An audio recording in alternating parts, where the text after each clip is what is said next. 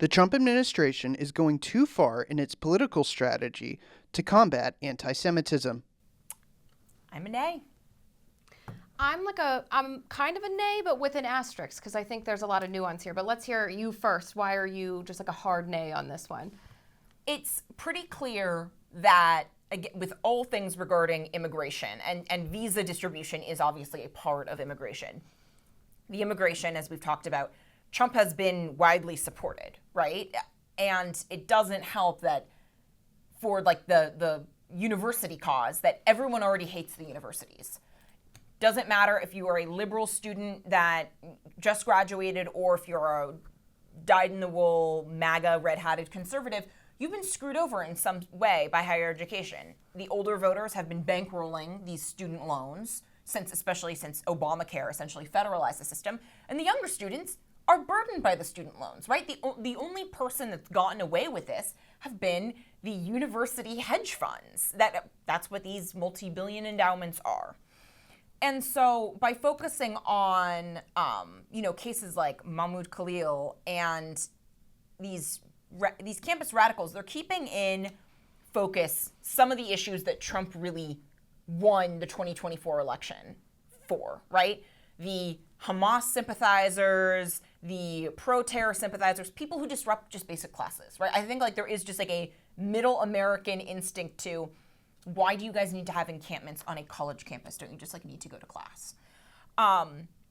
With Trump's strategy here, he is saying we are not outsourcing an entire visa division to these left-wing bureaucrats at the Ivy League that hate half of America. Because right now that's basically what it's been. If you get into school in America, you've basically just been allowed to have Tufts University and Harvard and Northwestern just green stamp your student visa. And no, we should be a lot more careful because I think people do forget, from a legal perspective, the only category of people that must be admitted into the United States are U.S. citizens. Even if you're a green card holder, Border Patrol can deny you for any reason. They could just not like the color of your shirt that day.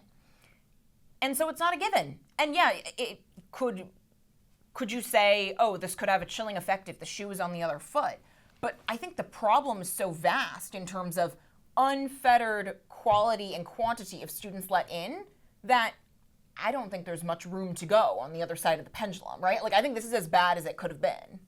Right. I mean, I think, academia is so totally ideologically captured by the left that I don't think there would be a left-wing administration that goes after anything academia is doing. But politically, I do think there's a risk for the Trump administration in focusing on deportations of students with visas, because I think in the conversation about Trump deportations, this all gets lumped together, right? Mm-hmm. The deportations of alleged Tren de Aragua members to El Salvador, MS-13 gang members, other types of violent criminals that most Americans agree should be removed from the United States. And it's not really part of the same conversation, the removal of students here on visas who are disruptive or who are promoting ideas that are counter to the U.S. national security interest. They're two separate statutory authorities that the Trump administration is using to remove these people. However, they often get talked about in the same breath. And so top of line for when critics are talking about the Trump administration's removal strategies is they're saying, look, they're removing students for writing op-eds and they're snatching fathers off the streets. Well, that's not really an accurate descriptor of what the Trump administration's deportation efforts have been like.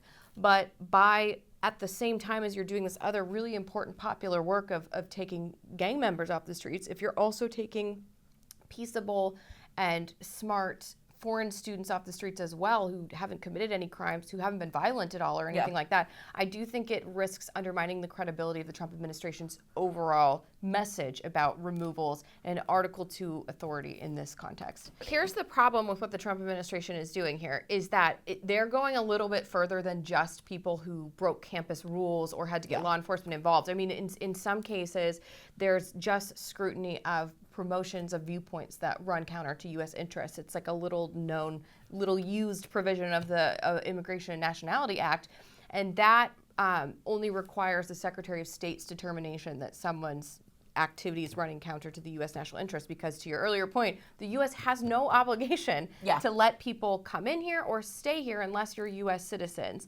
And so I think when you're moving away from people being disruptive in encampments or threatening Jewish students, like their physical safety, that's when I think you start to get into an area of controversy where, of course, the Trump administration has the authority to do this, but should they use it, I think is a separate conversation.